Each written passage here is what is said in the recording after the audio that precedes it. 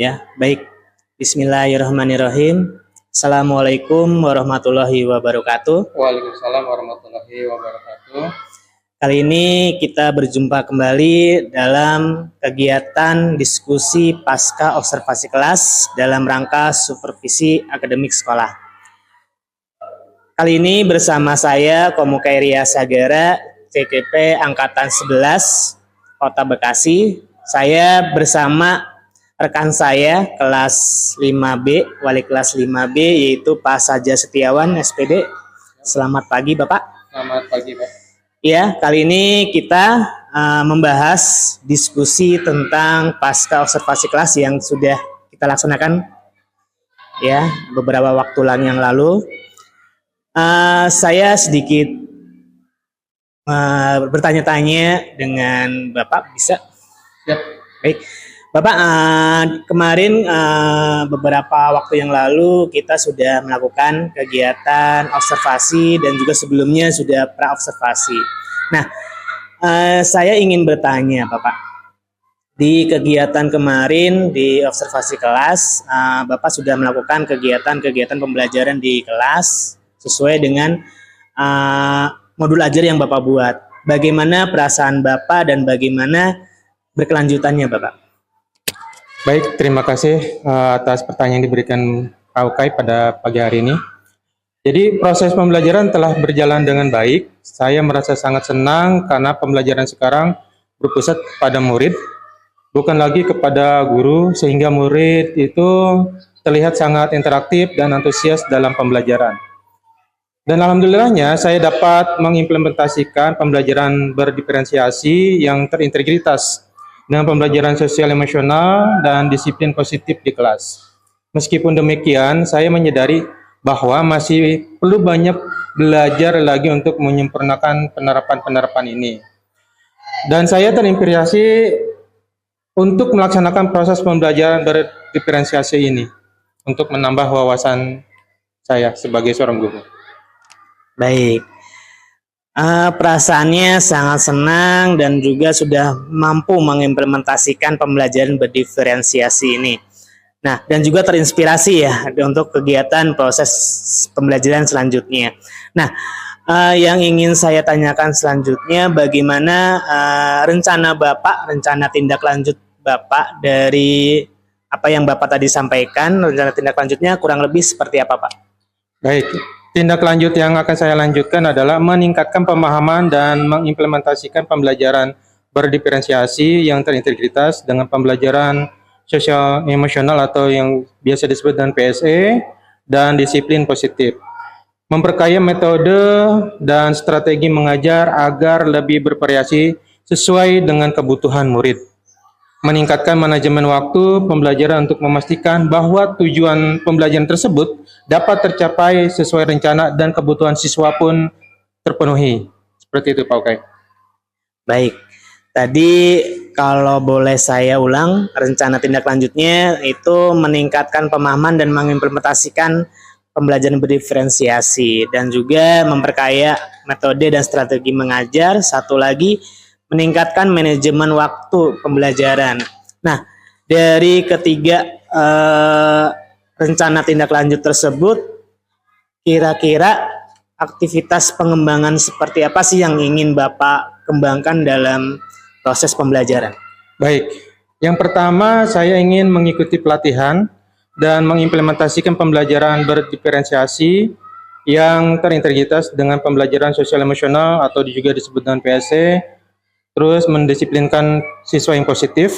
Yang kedua, mempelajari dan menerapkan berbagai metode dan strategi mengajar yang sesuai dengan kebutuhan murid. Selanjutnya, mengembangkan keterampilan manajemen waktu untuk memastikan pencapaian tujuan pembelajaran sesuai rencana. Seperti itu, Pak. Baik.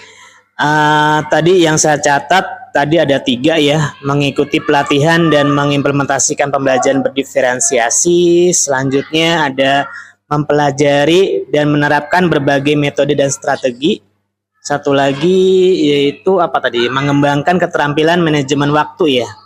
Nah, kita yang ke pertama dulu. Aktivitas pengembangan yang pertama tadi mengikuti pelatihan dan mengimplementasikan pembelajaran berdiferensiasi yang terintegrasi dengan pembelajaran sosial emosional dan juga disiplin positif. Nah, kira-kira tujuan yang ingin Bapak hendak capai kurang lebih seperti apa, Pak? Tujuan yang saya akan capai yang pertama adalah meningkatkan pemahaman dan keterampilan dalam menerapkan pembelajaran berdiferensiasi, pembelajaran sosial emosional, dan mendisiplinkan siswa agar di kelas itu menjadi inklusif. Yang kedua, menciptakan lingkungan belajar yang lebih responsif terhadap kebutuhan individual murid, memastikan setiap murid itu mendapatkan pengalaman belajar yang optimal. Selanjutnya, membantu murid mengembangkan keterampilan sosial dan emosional yang penting, seperti empati, kesadaran diri, dan pengelolaan emosi, sehingga mendukung keberhasilan akademis dan kenyamanan mereka. Baik, berarti ada 3 tujuan dari aktivitas tadi ya. Meningkatkan pemahaman dan keterampilan dalam menerapkan pembelajaran berdiferensiasi dan juga menciptakan lingkungan belajar. Terakhir, membantu murid mengembangkan keterampilan sosial dan emosional. Berarti tidak hanya diri Bapak sendiri, tapi juga murid juga ya? Iya.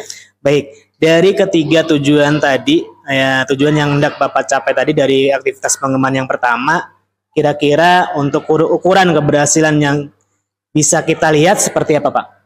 Baik, setiap ukuran itu tentunya akan beda-beda ya Pak ya. Yang pertama adalah terciptanya pemahaman yang lebih baik dan keterampilan yang lebih terarah dalam menerapkan pembelajaran berdiferensiasi, pembelajaran sosial emosional, dan kedisiplinan siswa tersebut. Yang kedua, terciptanya lingkungan belajar yang lebih inklusif dan responsif terhadap kebutuhan individual murid, sehingga pemahaman mereka dapat tercapai.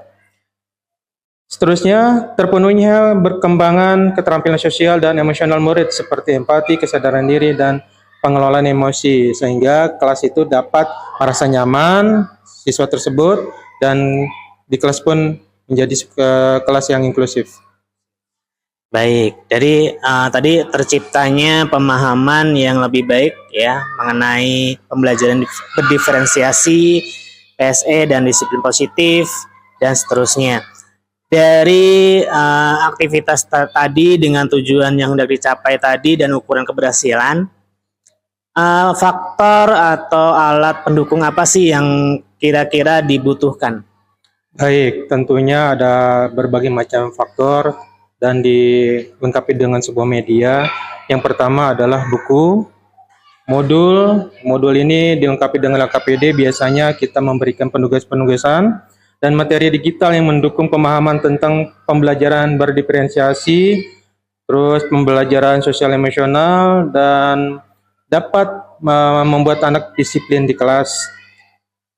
Selanjutnya, diskusi dan berbagi pengalaman dengan rekan guru untuk memperoleh masukan dan saran, mengaplikasikan dan platform ya, edukasi yang mendukung pembelajaran interaktif dan kolaboratif. Baik, tadi ada banyak ya, ada buku, modul yang sesuai dengan pembelajaran, juga diskusi dengan rekan sejawat ya, dan juga mungkin menggunakan aplikasi tadi ya. Nah, dari aktivitas pengembangan ini dengan tujuan, ukuran, dan pendukung, tentunya ada batas waktu ya, atau kira-kira perencanaannya kapan dan pelaksanaannya kapan, kira-kira sudah ada gambaran atau belum? Mudah-mudahan ya dalam waktu dekat ini perencanaan dan pelaksanaan insya Allah secepatnya kurang lebih 1 atau 2 bulan ke depan kita akan merencanakan seperti itu. Baik, berarti sudah ada gambaran ya untuk perencanaan dan pelaksanaan ini. Nah, kita ke pengembangan aktivitas yang kedua yang tadi Bapak sampaikan, yaitu tentang metode dan strategi mengajar nih. Tadi yang saya catat mempelajari dan menerapkan berbagai metode dan strategi mengajar yang sesuai dengan kebutuhan murid. bagaimana nih apa namanya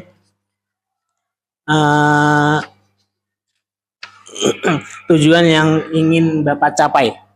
Baik, tujuan yang pertama itu adalah untuk mempelajari menerapkan berbagai metode dan strategi mengajar, yaitu pertama mengoptimalkan metode dan strategi mengajar untuk meningkatkan keterlibatan dan pemahaman murid dalam proses pembelajaran. Selanjutnya, menyesuaikan pendekatan mengajar agar lebih responsif terhadap kebutuhan dan gaya belajar masing-masing murid, sehingga semua murid bisa mencapai potensi maksimal mereka. Terus, mendorong guru untuk terus berinovasi dan kreatif dalam merancang dan menerapkan berbagai strategi pembelajaran yang menarik dan efektif, sehingga kebutuhan siswa dapat tercapai dan motivasi siswa pun dapat terpenuhi. Ya, baik. Tadi mengoptimalkan metode dan strategi mengajar dan juga menyesuaikan pendekatan mengajar dan juga mendorong guru terus berinovasi nih. Dari ketiga ini pastinya ada hal yang perlu kita lihat atau ukuran keberhasilan yang perlu kita lihat. Itu bagaimana kita bisa tahu ini berhasil atau tidaknya? Baik, yang pertama keberhasilan itu kita dapat melihatnya dengan terciptanya metode dan strategi mengajar yang lebih optimal, meningkatkan keterlibatan dan pemahaman murid dalam proses pembelajaran. Selanjutnya, terpenuhinya kebutuhan dan gaya belajar masing-masing murid melalui pendekatan yang responsif, dan terciptanya lingkungan yang mendorong inovasi dan kreativitas dalam strategi pembelajaran. Ya, baik. Berarti terlihat ya terciptanya metode dan strategi mengajar, terus juga terpenuhi kebutuhan dan gaya belajar siswa masing-masing murid, dan juga terciptanya lingkungan yang mendorong inovasi. Berarti dari hal-hal ini kira-kira faktor atau alat apa sih, pendukung apa sih yang diperlukan? Sama seperti yang tadi saya ungkapkan, yang pertama kita membutuhkan yang namanya buku, modul, LKPD, dan materi digital tentang metode dan strategi mengajar terbaru. Selanjutnya diskusi dan berbagi pengalaman dengan rekan guru untuk memperoleh masukan dan saran. Aplikasi dan platform edukasi yang mendukung pembelajaran interaktif. Yang paling penting adalah ruang kelas yang nyaman dan dilengkapi dengan alat bantu pembelajaran sehingga kebutuhan mereka pun dapat terpenuhi sepenuhnya. Baik. Ruang kelas yang nyaman dan dilengkapi dengan alat bantu pembelajaran. Berarti memang itu dukungan yang perlu dilengkapi ya di kelas. Nah, dari aktivitas pengembangan yang kedua ini kira-kira waktunya kapan sih, rencananya, pelaksanaannya seperti apa? Baik, untuk perencanaan dan pelaksanaan sama kita akan merencanakan 1 atau 2 bulan ke depan, tentunya dengan proyek-proyek yang sudah disiapkan dan perencanaan yang sudah disiapkan, insya Allah akan berjalan. Baik, amin. Baik, satu lagi nih tadi yang Bapak sebutkan ya, pengembangan yang ingin Bapak kembangkan yang terakhir itu mengenai keterampilan manajemen waktu nih. Kira-kira tujuan yang hendak Bapak capai dalam pengembangan keterampilan manajemen waktu ini seperti apa? Oke, meningkatkan efisiensi dalam menggunakan waktu selama proses pembelajaran agar semua materi dapat disampaikan sesuai dengan rencana. Tentunya membutuhkan rencana yang matang ya Pak ya. Yang kedua, memastikan bahwa setiap menit yang digunakan di kelas memberikan nilai tambah bagi murid sehingga meningkatkan produktivitas dan hasil belajar mereka. Selanjutnya, memastikan bahwa semua tujuan pembelajaran itu tercapai dalam jangka waktu yang telah ditetapkan, sehingga hasil pembelajaran lebih terstruktur dan terarah. Baik, tadi tujuan yang ingin dicapai tadi meningkatkan efisiensi dalam penggunaan waktu dalam proses pembelajaran, memastikan setiap menit ya, berarti harus dipastikan ya di modul ajar juga. Betul, terus juga memastikan bahwa semua tujuan pembelajaran bisa tercapai. Nah, dari tujuan tersebut ya, berarti kan harus ada ukuran nih, ukuran yang perlu kita lihat, yang bisa kita lihat. Kira-kira ukurannya seperti apa?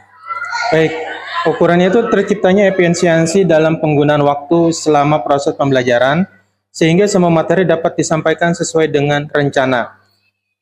Selanjutnya, terciptanya lingkungan pembelajaran di mana setiap menit digunakan secara efektif untuk memberikan nilai tambah bagi murid. Nah, setelah itu terpenuhinya semua tujuan pembelajaran dalam jangka waktu yang telah ditetapkan, memastikan hasil semua pembelajaran lebih terstruktur dan terarah. Baik, tadi yang terlihat itu terciptanya efisiensi dalam penggunaan waktu ya, dari proses pembelajaran sampai dengan terpenuhinya semua tujuan pembelajaran dalam jangka waktu yang sudah ditetapkan, pastinya di modul ajar ya Bapak ya. Baik, kemudian faktor atau alat apa saja sih yang menjadi faktor pendukungnya di sini? Baik, tentunya di setiap pembelajaran itu kita mempunyai alat-alat pendukung yang sudah saya jelaskan tadi, seperti media, buku, modul, dan kita dapat membuat tambahan seperti LKPD tentang manajemen waktu dalam pembelajaran.